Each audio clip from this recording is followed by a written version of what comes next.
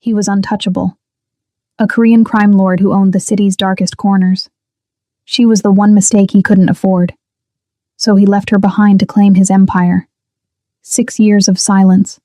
6 years of power. Until he sees her at the airport. With 3 identical little girls. Their eyes mirror his own. His fiancée stands beside him, unaware. His past just became his present. And the man who never kneels is about to break. This is the story of the mafia boss who abandoned love, and the woman who raised his legacy alone. Welcome to a love that never died. It just waited. Hello everyone. I'm back with another Afro-Korean story that will break your heart and put it back together. Today's tale is about a mafia boss who abandoned love, only to discover he left behind 3 daughters. But before we dive in, please help me reach 2,000 subscribers. Your support means everything. Now let's begin this unforgettable journey. Don't forget to subscribe. The airport smelled like expensive perfume and other people's destinations. Dante Kwan moved through it like he owned every terminal. Because in a way, he did. Not the building, but the fear. The silence that followed his name. The way security nodded without asking questions. The way crowds parted instinctively, sensing the kind of man who didn't wait in lines. At 32, he'd learned to wear power like a second skin. His fiancée, Victoria, walked beside him in tailored white, her hand resting lightly on his arm. The diamond on her finger caught the fluorescent lights. She smiled at something on her phone. Probably their honeymoon itinerary. Santorini. Private villa. The kind of life his empire afforded. Everything was perfect. And then he saw her. Gate 47. Boarding call for Seoul. She stood near the window, backlit by runway lights, her silhouette impossibly familiar. Same shoulders. Same way of holding herself. Strong but soft, like she'd learned to carry the world without complaint. His heart stopped before his mind could catch up. Amara. 6 years evaporated. He was 26 again, standing in her tiny apartment, watching her sleep for the last time. He'd kissed her forehead, whispered an apology she'd never hear, left before sunrise because his father's death meant the family needed him. The organization needed him. And love. Love was a luxury crime lords couldn't afford. He'd chosen the empire. He'd walked away from the only person who'd ever made him feel human. And he'd never looked back. Couldn't. Because looking back meant breaking. But now she was 20 feet away. And she wasn't alone. 3 little girls surrounded her. Identical. Couldn't be more than 5 years old. Dark curls bouncing as they tugged at her hands, their laughter cutting through the airport noise like bells. Amara bent down, fixing one girl's shoe, her voice too soft to hear but her smile exactly as he remembered it. Warm. Patient. The kind of light he'd spent 6 years trying to forget. And then one of the girls turned. Dante's entire body went cold. Her face. Jesus Christ. It was his face. Miniature, feminine, but unmistakable. The same dark eyes, the same serious set to her mouth even when she smiled, the exact shape of his own childhood photographs. The second girl looked up. Same eyes, same expression. The third turned too. Triplets. His vision tunneled. The airport blurred. Victoria's voice faded into static. The world collapsed into a single, impossible truth. He had daughters, 3 of them, and he'd never known. His hand released Victoria's arm without thinking. His feet moved on autopilot, carrying him forward like a man in a dream, or a nightmare. He couldn't tell anymore. Dante? Victoria's voice. Confused. Distant. He didn't answer. Amara straightened, herding the girls toward the gate agent. She hadn't seen him yet. Her back was to him, her shoulders squared in that way she had when she was tired but refusing to show it. 10 feet. 5. He opened his mouth, but no sound came out. What could he possibly say? I'm sorry? I didn't know. I would have stayed if... One of the girls, the smallest, turned around. Her eyes locked onto his. For a moment, she just stared, confused, like looking into a mirror she didn't understand. Then she tugged Amara's sleeve. "Mommy, that man looks like me." Amara froze. Slowly, so slowly, she turned.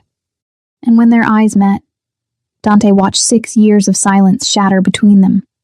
Her face went pale, then red, then absolutely unreadable. The girl stared up at her, waiting. Victoria appeared at his shoulder. "Dante, what's..." Amara's gaze flicked to Victoria, to the ring, to Dante, back to Victoria. Something flickered across her expression. Pain, anger, resignation. Then she smiled. Not at him, at her daughters. "Come on, angels. We're going to miss our flight. But Mommy, now." Her voice was gentle, absolute. She took their hands and walked toward the gate without looking back. Dante stood frozen, his heart hammering so hard he thought it might break through his ribs. He'd faced down rival families, survived 3 assassination attempts, built an empire on ruthlessness and control. But watching Amara walk away with his children, that broke him. "Dante." Victoria's voice was sharp now. "Who was that?" He didn't answer. Couldn't. Because the man who'd abandoned love 6 years ago had just realized what it cost him. And the crime lord, who never begged, was about to fall to his knees. He didn't remember leaving the airport. One moment he was standing at gate 47, watching Amara disappear into the jetway. The next, he was in the back of his car, staring at nothing while his driver navigated evening traffic. Victoria sat beside him, silent and sharp. "Are you going to explain?" she said eventually. "Or should I guess?" Dante's jaw tightened. "An ex. I gathered that much." Her voice was ice wrapped in silk. "And the children?" He said nothing. Victoria laughed, cold, humorless. "Of course. How very inconvenient for you." "Victoria, don't." She held up one perfectly manicured hand. "We have a charity gala tomorrow. The Castellano family will be there. Your absence would be noticed. So we'll discuss this later. When you've decided whether you're a man or a coward." The car pulled up to her penthouse. She left without another word, the door closing with a soft, final click. Dante sat in the silence. His phone buzzed. Messages from his underboss. Updates on territory disputes. A shipment issue at the docks. The usual fires that needed putting out. He ignored all of it. Instead, he pulled up a contact he hadn't touched in 6 years. Marco Lee, private investigator. "I need everything. Tonight." The reply came in seconds. "Name?" Dante hesitated, his thumb hovering over the keyboard. Then he typed it. "Amara Baptiste, currently boarding a flight to Seoul. 3 daughters, age 5. I need addresses, employment, medical records, school information. Everything. Understood. Give me 4 hours." Dante leaned back, closing his eyes. 4 hours. In 4 hours he'd know where she lived, what she did, how she'd survived 6 years alone with 3 children. His children. The thought was a knife twisting in his chest. He'd always been careful, always. But there'd been one night, their last night, when careful had felt impossible, when he'd held her like the world was ending. Because for them, it was. And now he had daughters. 3 perfect, impossible daughters, who looked at him like a stranger. His penthouse was dark when he arrived. No lights, no sound. Just the city glowing through floor-to-ceiling windows, indifferent to the implosion of his life. He poured whiskey, didn't drink it, just held the glass and stared at the skyline he'd bled to own. Power, territory, respect. All of it suddenly felt like ash. At 2 a.m., his phone buzzed. Marco's report, detailed, thorough, devastating. Amara Baptiste age, 28. Occupation, Freelance translator, Korean English of French. Current residence, Seoul, South Korea. Shared apartment, Mapo district children. 3 daughters, triplets. Age 5, registered under her name only. No father listed. Financial status, modest. Works remotely. No criminal record, no debt. Visa status stable. Additional notes. Relocated to Seoul 7 months after your last contact. Has not returned to the U.S. since departure. Children attend local kindergarten. Medical records indicate normal development. No red flags. Dante read it 3 times. Seoul. She'd gone back to Korea, his Korea, and he'd never known. For 6 years, she'd been raising his daughters in the same country his family controlled half the underground of. And she'd never asked him for a damn thing. No child support. No demands. No threats. Just silence. He didn't know whether to admire her or break something. His phone buzzed again. A message from an unknown number. We need to talk. Tomorrow. 3 p.m. Han River Park, Uedo. Come alone. His heart stopped. It was her. He didn't question how she got his number. Amara had always been resourceful. Brilliant. The kind of woman who learned 3 languages for fun and could disappear when she needed to. He typed back immediately. I'll be there. No reply. He sat in the dark until sunrise, his untouched whiskey warming in his hand. Tomorrow, he'd face her. Tomorrow, he'd see his daughters again. Tomorrow, the crime lord who'd walked away from love would have to explain why he deserved a second chance. And he had absolutely no idea what to say. Han River Park at 3 p.m. was full of life. Joggers. Cyclists. Families picnicking on the grass. Lovers walking hand in hand along the water. The kind of ordinary sunlit world Dante had stopped believing in years ago. He arrived early. Alone, as requested. No bodyguards, no backup. Just him and the weight of 6 years' worth of mistakes. She was already there. Sitting on a bench near the water, her back to him, watching the river like it held answers. She wore simple jeans and a loose sweater, her curls pulled into a bun. No makeup, no armor, just Amara. His chest tightened. He walked slowly, giving her time to sense his approach. When he was 10 feet away, she spoke without turning. You used to walk quieter. Her voice. God, her voice. Warm and low and still capable of unraveling him. I wasn't trying to hide, he said. No, you never were good at that. She turned then, and the full force of her gaze hit him like a punch. 6 years hadn't dimmed her. If anything, she'd grown more beautiful, sharper, stronger. The softness he remembered was still there, but layered now with something harder. Something earned. Motherhood, he realized. Survival. Sit, she said. Not a request, a command. He obeyed. For a long moment, neither of them spoke. The river moved between them, indifferent. Finally, Amara exhaled. Why are you here, Dante? You asked me to come. I meant in Seoul, at the airport, in my life again. Her eyes were steady, unreadable. You left. You chose. So why now? He met her gaze. I saw them. And they're mine. She laughed, sharp, bitter. Now you notice. Amara, don't. She held up a hand. Don't you dare act like this is some tragic revelation. You knew there was a chance. That last night, we both knew. And you still left. I had to. You chose to. Her voice cracked just slightly. There's a difference. Silence. Dante's hands curled into fists on his knees. If I'd known, you would have what? Stayed? Played house? Built a nursery between your meetings with arms dealers? She shook her head. You chose your empire. I'm not angry about that anymore. But don't rewrite history to make yourself the victim. I never said, you don't have to. I can see it in your eyes. The guilt, The regret. Like somehow this is all some tragic misunderstanding.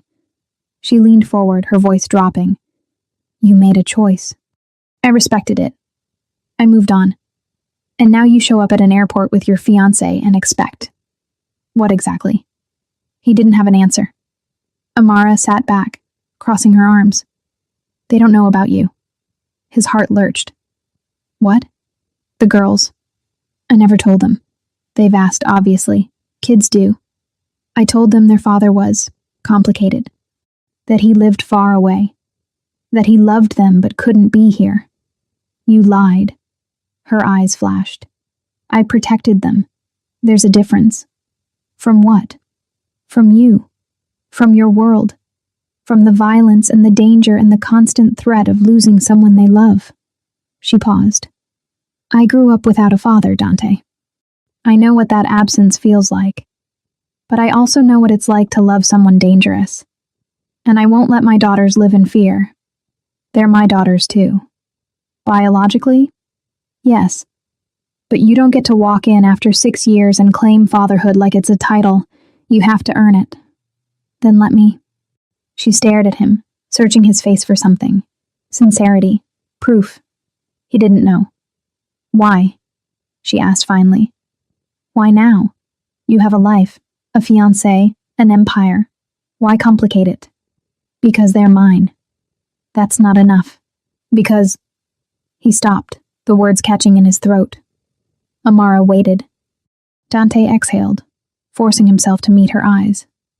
Because when I saw them, I saw everything I gave up. Everything I told myself didn't matter. And I realized I was lying. About what? About being able to live without you. The words hung between them, raw and honest.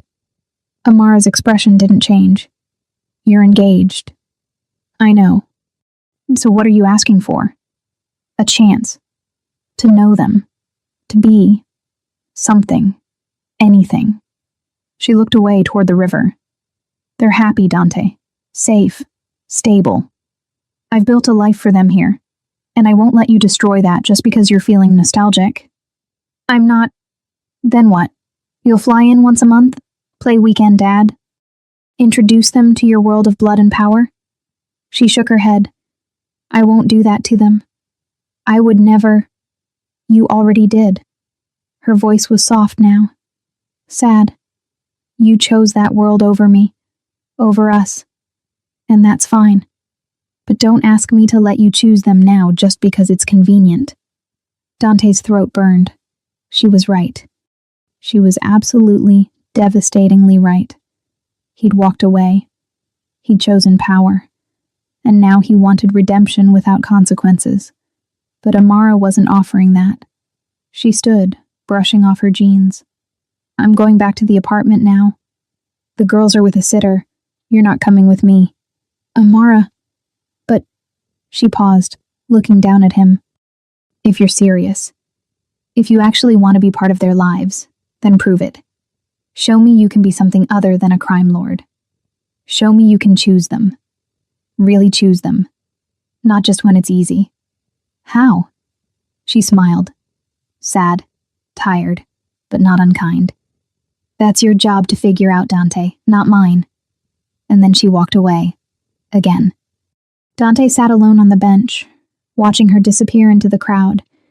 The crime lord who never begged. The man who'd built an empire on ruthlessness. Completely, utterly powerless. To be continued. Dante didn't go back to his hotel. He sat on that bench until the sun began to set, painting the Han River in shades of gold and red. Families packed up their picnics. Lovers took sunset photos. The world kept spinning, indifferent to the fact that his had just stopped. Show me you can choose them. Really choose them. Amara's words echoed in his head like a sentencing. His phone buzzed relentlessly. Victoria, his underboss, business partners. The gala tonight. He was supposed to be there in 2 hours, shaking hands with the city's elite, maintaining the carefully constructed facade of legitimacy that kept his empire running smoothly. He ignored every message. Instead, he called Marco. I need more. Dante said when the investigator answered. More what? I gave you everything. Their school. What time do they get out? What do they like? What are their names? A pause. You want me to surveil children? I want to know my daughters. Marco sighed. The school lets out at 2 p.m. As for names, that wasn't in the public records. You'll have to ask their mother. Dante hung up. Their names. He didn't even know their names. The realization hit him like a physical blow. He'd spent 6 years building an empire, accumulating power and wealth and influence. He could move millions with a phone call, make people disappear with a word, control half of Seoul's underground with a nod. But he didn't know his own daughters' names. What kind of father was he? The answer was simple. He wasn't one at all. His phone rang. Victoria. Again. This time he answered. Where are you? Her voice was cold, controlled. The gala starts in 90 minutes. I'm not coming. Silence. Then, excuse me? I need time to think. To think. She laughed, sharp, humorless. About what? Your ex-girlfriend and her convenient sob story? They're my children, Victoria. So you say? Have you done a paternity test? Or are you just taking her word for it? The question should have angered him. Instead, it just made him tired. I saw their faces. He said quietly, I don't need a test. How romantic. And what exactly do you plan to do about it? Abandon your responsibilities here? Walk away from everything we've built? We haven't built anything. This was always my empire. Our engagement was a business arrangement. We both know that. Another silence. Longer this time. When Victoria spoke again, her voice had changed. Softer. More dangerous. You're making a mistake, Dante. These streets don't forgive sentimentality. Your enemies will see this as weakness. They'll come for you. Let them. And the girl? The children? You think your world won't touch them? You think you can just play happy family while running a criminal organization? That stopped him. Because she was right. His world didn't allow for softness, for vulnerability, for love. Every person he'd ever cared about had become a target. His mother, dead in a car bomb meant for his father. His younger brother, kidnapped and held for ransom until Dante had burned down half the city to get him back. Love, in his world, was a weapon. And Amara had already proven she was smart enough to stay away from it. I have to go, he said. Dante. He hung up. For a long time, he just sat there, watching the river darken as night fell. Two paths stretched before him, impossibly divergent. One led back to his empire, to Victoria and the gala, and the carefully maintained balance of power that kept him alive and on top. To safety, control, the life he'd built with blood and ruthlessness.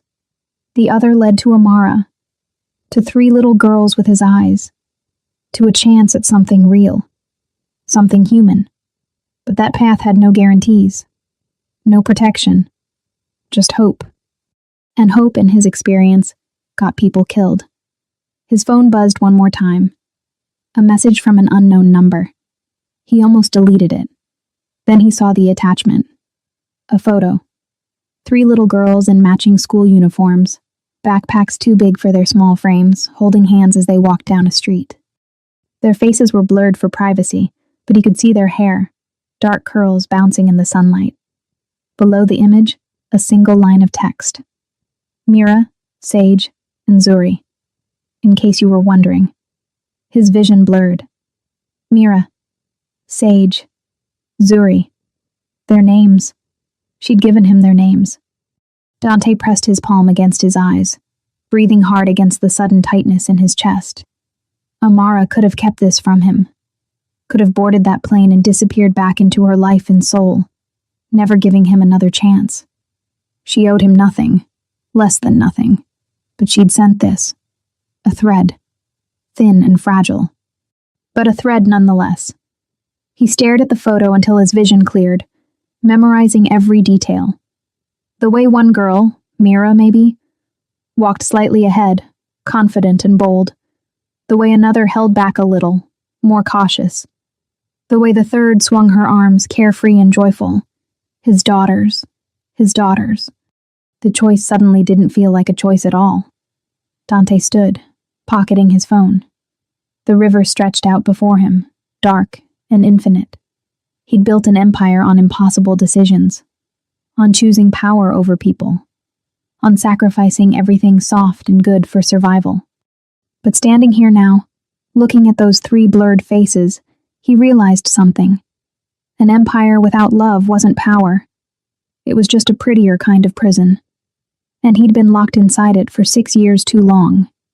He pulled up Marco's number again. I need you to find someone for me. The best family lawyer in Seoul. Someone who handles custody arrangements. International cases. Quietly. You're actually doing this?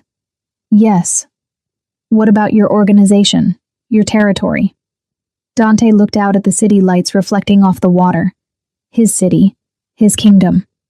I'll figure it out, he said. I always do. He hung up before Marco could argue. Then he sent a message to his underboss. Clear my schedule for the next 2 weeks. Emergency family matter. You're in charge. Don't screw it up. The response came immediately. Boss, is everything okay? Dante smiled. Small, tired, but real. It will be.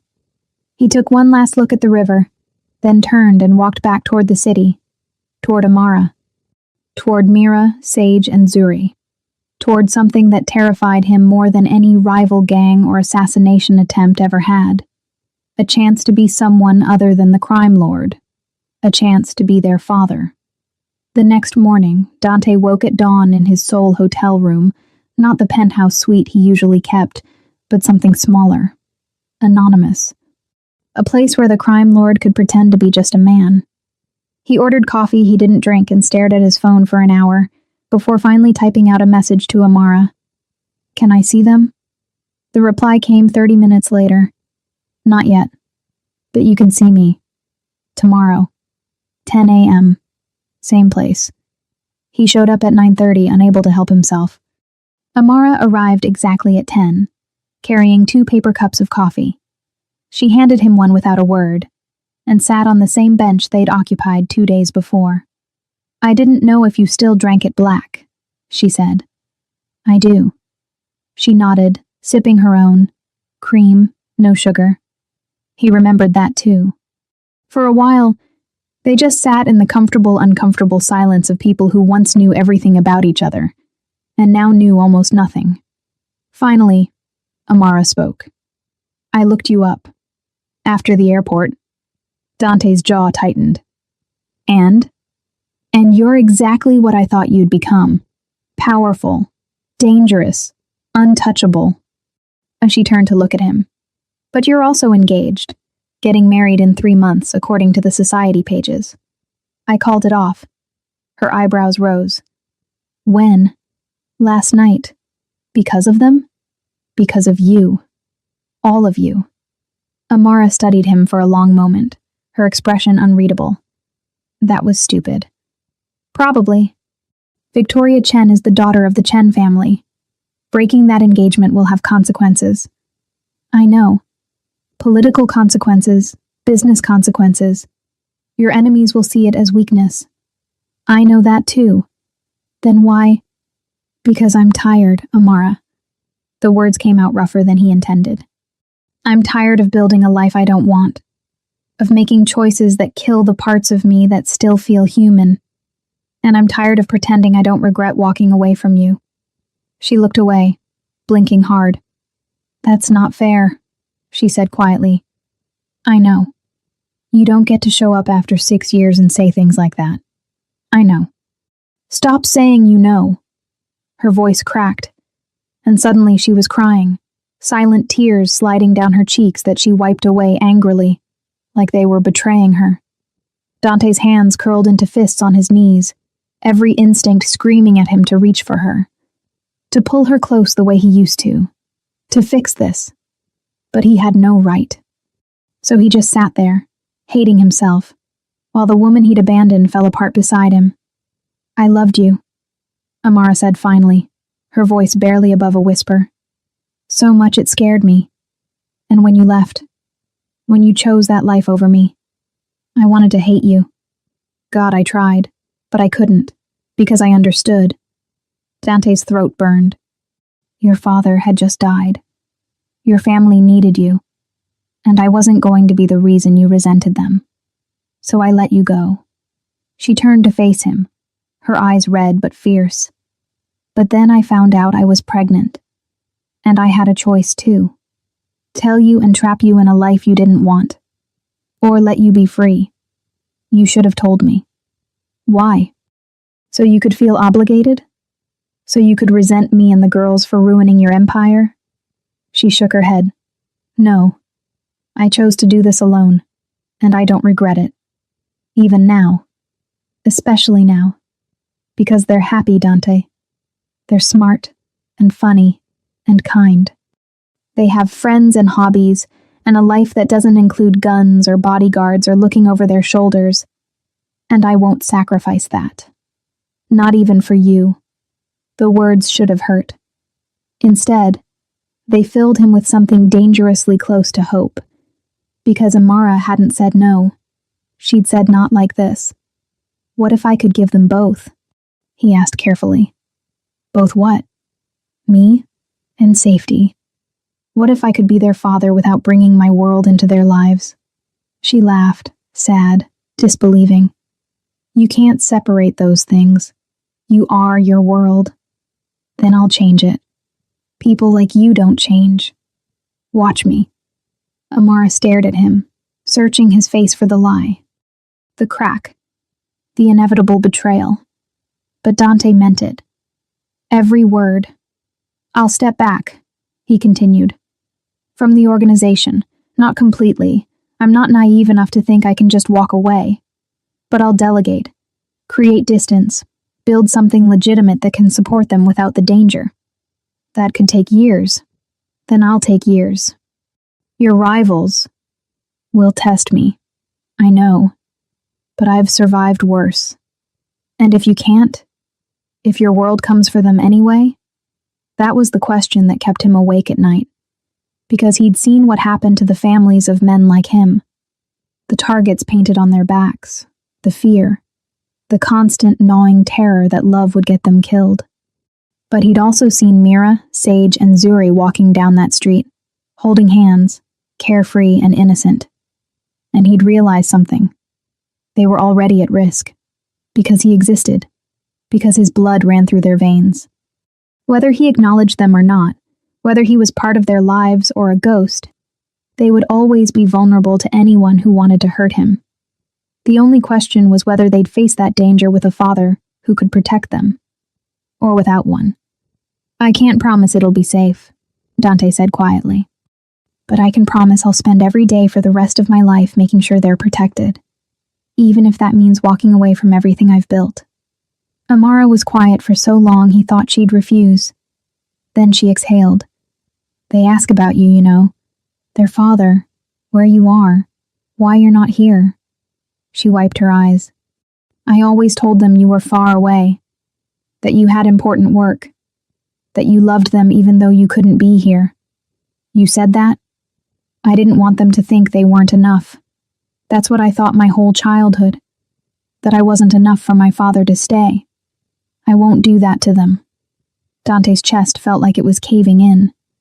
"Thank you," he managed. "Don't thank me yet. Because if you do this, if you really want to be part of their lives, there are rules. Anything. No weapons around them. Ever. Done. No business meetings, no associates, no anything connected to your organization when they're present. Agreed. And if I say stop, if I think this is hurting them, you walk away. No arguments. No second chances." That one hurt, but he nodded. "Okay." Amara took a shaky breath. "Then, I'll think about it, about letting you meet them, properly, but not yet. You need to prove you're serious first." "How?" She stood, brushing off her jeans. "Show up." Not just once. Every day. Here. Same time. For 2 weeks. No excuses. No emergencies. Just you. Proving you can choose them over everything else. Dante stood too. I'll be here. We'll see. She started to walk away, then paused. Dante? Yeah? They have your eyes. All 3 of them. Sometimes when they look at me, I see you. And it breaks my heart all over again. She left before he could respond. Dante stood alone by the river, the morning sun warm on his face. 2 weeks. 14 days to prove he could be someone other than the crime lord. 14 chances to show Amara and himself that love wasn't a weakness. It was the only thing worth fighting for. Day 1. Dante arrived at 9:45 a.m. The morning air was crisp, carrying the scent of the river and the distant smell of street food vendors setting up their carts. He'd barely slept, running through 1,000 scenarios in his head. What if she didn't come? What if this was a test he'd already failed? What if showing up wasn't enough? Amara appeared at 10 south at exactly, eyebrows raised when she saw him already waiting. Eager, she said, a hint of something in her voice. Surprise, maybe, or suspicion. Committed, he corrected, standing as she approached. She didn't sit immediately, just stood there studying him like she was trying to solve a puzzle. He could see the wheels turning behind her eyes. Calculating, measuring, deciding whether this was real or just another performance from a man who'd built his life on carefully constructed lies. Finally, she sat. He followed her lead, leaving a careful distance between them on the bench. They talked, carefully, about nothing important. The weather, how Seoul had changed in recent years, the construction happening across the river, safe topics that didn't require vulnerability or honesty or the excavation of 6 years' worth of buried pain. After 30 minutes, she stood. Same time tomorrow? She asked. I'll be here. She nodded once and left, her silhouette disappearing into the morning crowd. Dante sat alone for another hour, watching the river flow, feeling like he'd just survived the first round of something he didn't fully understand. Day 2. He brought her favorite pastry from a bakery he'd had to search half the city to find. He'd remembered it at 3A, midnight lying awake in his hotel room. Red bean paste buns from that tiny place in 81 she used to drag him to on Sunday mornings. She'd always ordered 2, one for breakfast, one for later, that she'd inevitably eat within the hour. It had taken him 3 phone calls and a translated conversation with an elderly baker to track down the right place. But when he handed her the small paper bag at 10 a.m., the flash of recognition in her eyes made it worth every second. Amara took it, but didn't smile. You remember, she said quietly. Everything. She opened the bag slowly, and for a moment, he saw something crack in her careful composure. A memory, maybe, of who they used to be, of Sunday mornings when the world was simpler and love felt possible.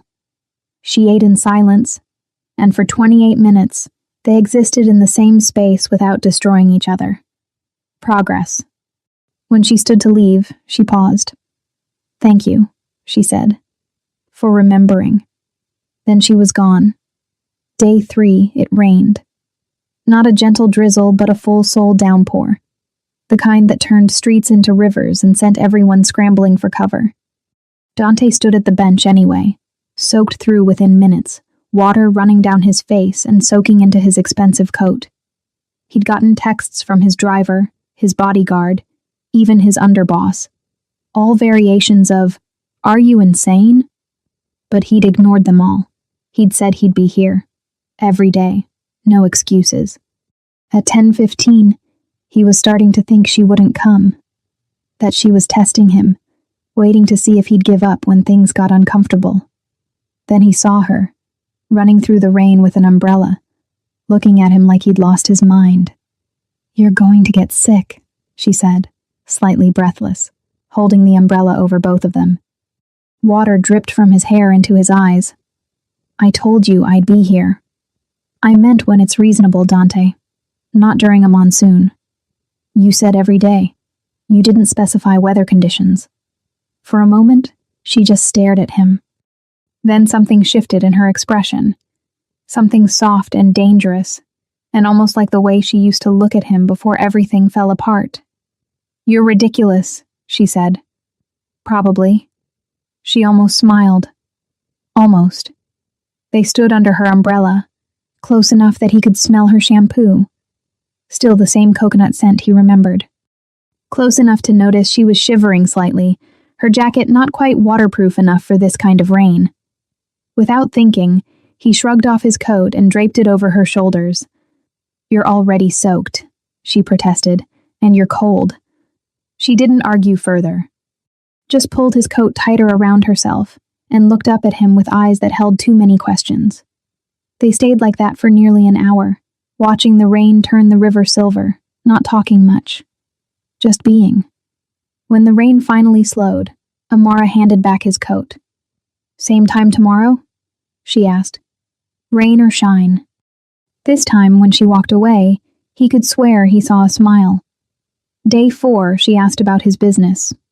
They were sitting in their usual spot, the river calm after yesterday's storm. She'd brought coffee for both of them this time. His black, hers with cream and no sugar. Are you really stepping back? She asked, not looking at him. From the organization?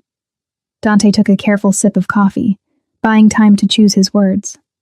My underboss is handling day-to-day operations. The major decisions still go through me, but I'm creating distance, delegating more than I ever have. That must be hard for you, giving up control. It's terrifying, he admitted. Everything I built could fall apart. My enemies might see it as weakness. There are people who'd kill for the chance to take what's mine. Then why do it? He turned to look at her fully. Because what's the point of having an empire if I'm alone in it?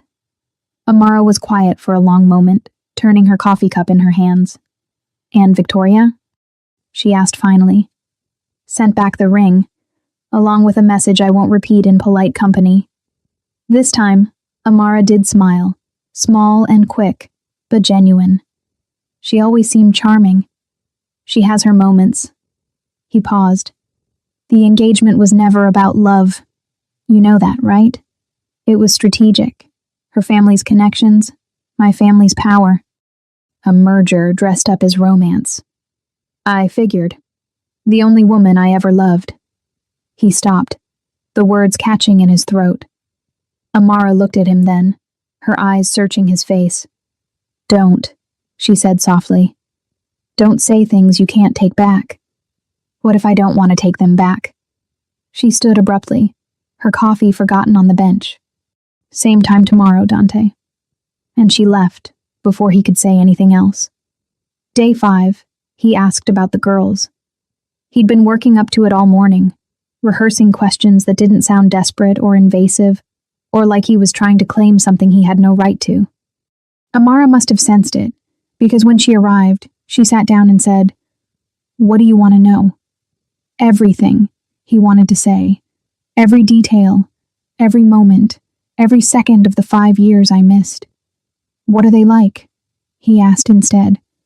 Amara's entire expression softened in a way that made his chest ache. This was the look he remembered, the one that used to be reserved for him. Now it belonged to their daughters. Mira's the leader, she said, a smile playing at her lips. Bold. Fearless. She's the one who stands up for her sisters when kids are mean. Last week, a boy pushed Sage off the swing, and Mira marched right up to him. This tiny 5-year-old with her hands on her hips, and told him if he ever touched her sister again, he'd regret it. Dante felt something fierce and proud bloom in his chest. She got in trouble. The teacher called me in. I had to explain that while I appreciated Mira's protective instincts, violence wasn't the answer. Amara laughed softly. She looked at me with these serious eyes and said, But Mommy, sometimes words aren't enough. And I didn't know what to say because she wasn't wrong. She sounds like you. She sounds like both of us, actually. Your stubbornness, my sense of justice. God help us all. Amara's smile widened. Sage is quieter, thoughtful. She loves books and drawing. She'll sit for hours just creating these elaborate stories in her notebook. Full narratives with characters and plots. Last month, she wrote a 20-page picture book about a dragon who was afraid of fire. 20 pages at 5 years old? She's gifted. The teachers say she's reading at a second-grade level already. Pride radiated from Amara's voice. She draws constantly. Everything she sees. Last week, she drew a portrait of me making breakfast, and it was surprisingly accurate. A little unsettling, honestly, how observant she is. And Zuri? Amara's expression went impossibly softer. Zuri is sunshine. Pure, uncomplicated joy. She makes friends everywhere we go. The cashier at the grocery store knows her by name. She laughs at everything. Terrible jokes, silly faces, her own shadow. She's the one who holds us together when things get hard. When I'm exhausted and Mira's being stubborn, and Sage is lost in her own world, Zuri is the one who crawls into my lap and says, "It's okay, Mommy. We're all okay." Dante's throat tightened. He could picture them so clearly. 3 little girls, each perfect and unique, each carrying pieces of him and Amara in different combinations. They sound perfect, he managed. They are. Even when they're driving me crazy, they're perfect. She turned to him, her expression serious. That's why I need you to be sure about this, Dante. They're happy, stable. Their world is safe and predictable. And I won't let you disrupt that unless you're absolutely certain you can follow through. I'm certain. Are you? Because showing up for 2 weeks is easy. Being a father is hard. It's scraped knees and bad dreams and terrible school plays. It's putting them first even when it's inconvenient. Even when your empire needs you. Even when walking away would be easier. I know. Do you? Because you've spent your whole life putting the organization first.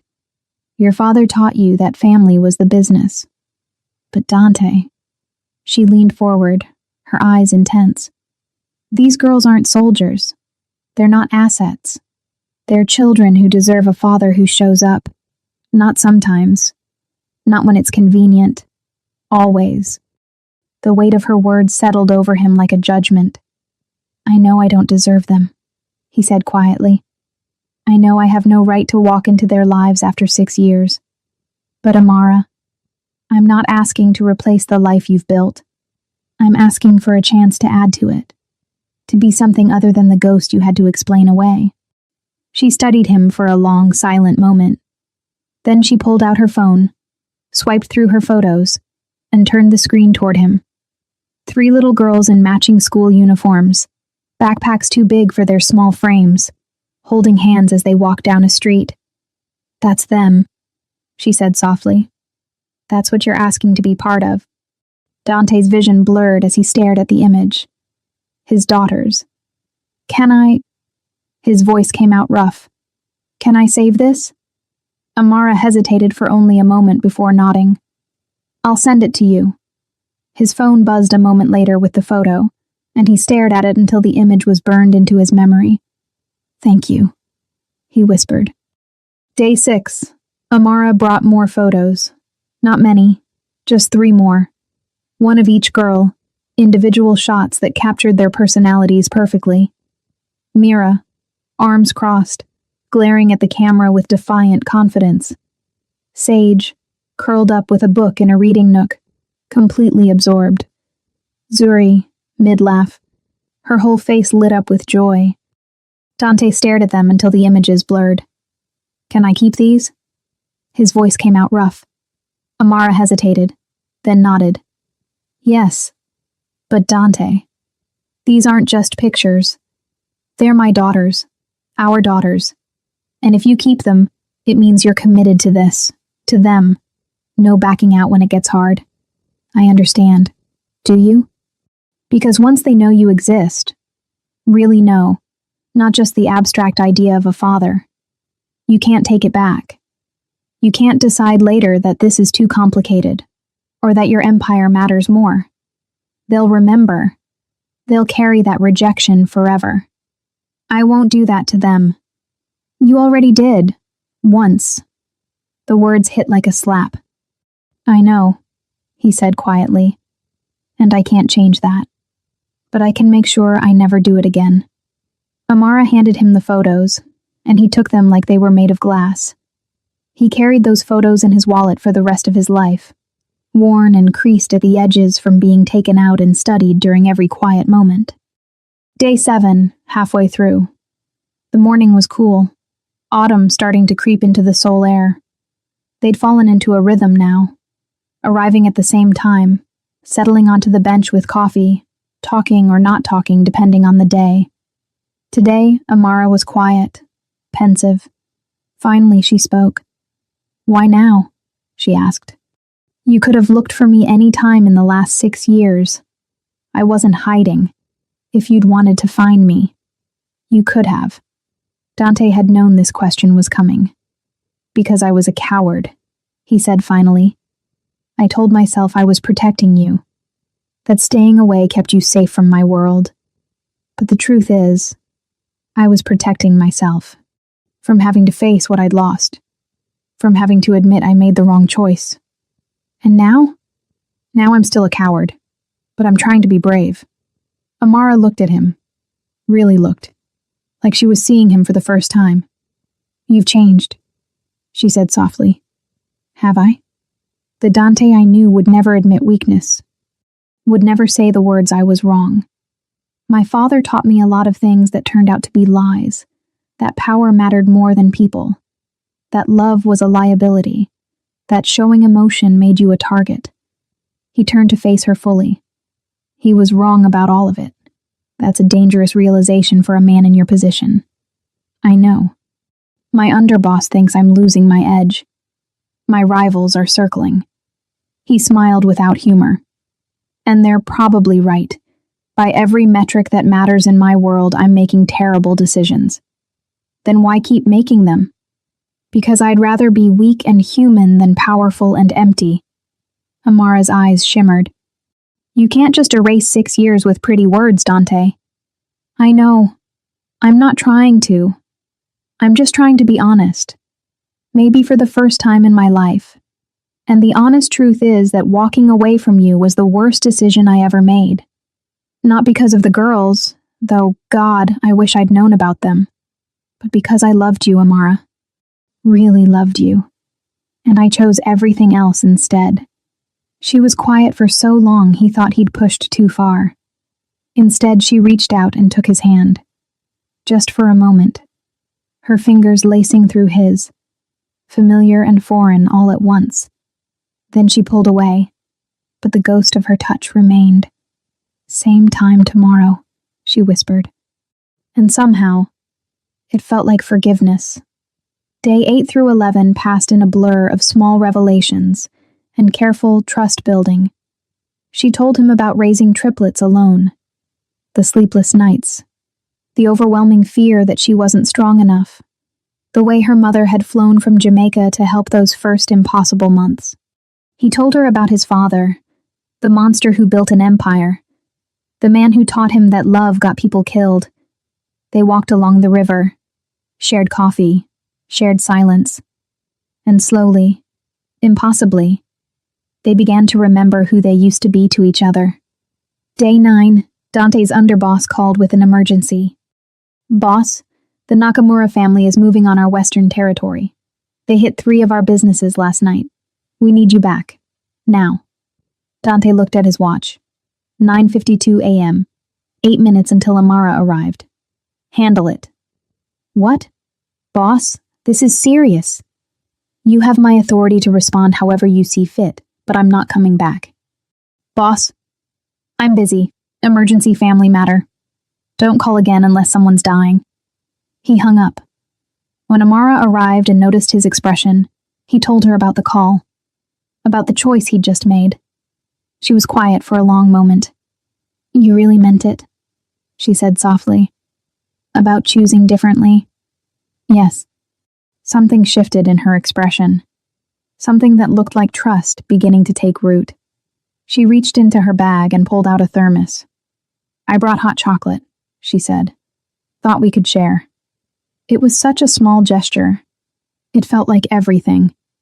Day 12, she asked the question he'd been dreading. "What happens after day 14? "I don't know," he admitted. "That's not an answer. It's the only honest one I have." He turned to face her. "I can't promise you a fairy tale, Amara. I can't promise safety or normalcy. My world is dangerous. There are people who'd hurt you and the girls just to get to me. That's the truth. I know. But I can promise I'll try. Every single day. To be better. To be someone worthy of them. Of you. I can promise I'll put them first. That I'll show up. That I'll protect them with everything I have. Even if it costs you your empire? Yes. You say that now, but when it comes down to it, I already chose. That's what these 12 days have been. Every call I've ignored. Every crisis I've delegated. Every time I've put sitting here with you ahead of running my organization. I've been choosing. And I'll keep choosing them. Always. Amara was quiet for so long he thought he'd said too much.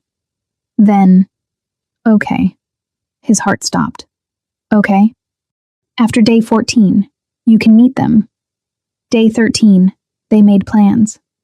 I'll tell them first, Amara said. Prepare them. Explain who you are and why you haven't been around.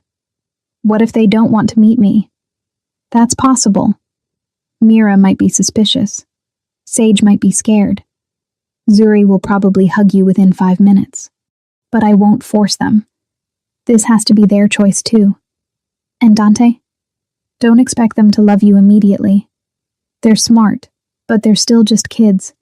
They'll be cautious, confused, maybe even angry. I know, but I have to try. Even if they hate me, even if they never want to see me again, I have to try. Day 14, the last day. Dante arrived early, his hands shaking, his heart pounding. He'd worn his simplest clothes, jeans, a sweater, nothing that screamed wealth or power or danger. At 9:55 he saw them.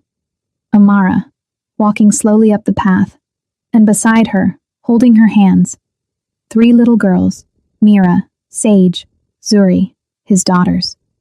Dante's knees almost gave out. They were smaller than he'd imagined, more real, more perfect. Amara stopped a few feet away. Dante stood slowly, his heart in his throat. Then Amara squeezed the girls' hands gently. Girls, there's someone I want you to meet. This is your father. Silence. Then Mira stepped forward. You look like us, she said. Dante crouched down. You look like me, he whispered. Where have you been? Far away, working. I didn't know about you, but when I found out, I came as fast as I could. Mira seemed to accept this. Then Sage took a tiny step forward. Do you like books? She asked quietly. I do. Maybe you could recommend something? A small smile appeared on her face. Then Zuri rushed forward and threw her arms around Dante's neck. Hi, Daddy. I'm Zuri. Dante's arms wrapped around this tiny, perfect human. His vision went completely blurry. His throat closed, and for the first time in 6 years, the crime lord who never cried fell apart. He held Zuri gently, his shoulders shaking, his daughter patting his back. It's okay, Daddy. We're all okay. When he finally looked up, Amara was crying too. Can we stay for a while? Mira asked. Amara nodded, tears streaming down her face. Yeah, baby, we can stay. And they did. All 5 of them, sitting by the river, learning how to be a family. But as the sun began to set and the girls played near the water's edge, Dante's phone buzzed with a message that made his blood run cold. A photo of the girls leaving school yesterday, with one word beneath it. Found. His past had just become their nightmare. But as Dante held his daughters for the first time, his phone buzzed. A photo of the girls leaving school yesterday. One word beneath it. Found. Then a second message arrived, a location, a time, and a threat that made his hands shake. Victoria's family knew everything, and they were coming for what he loved most.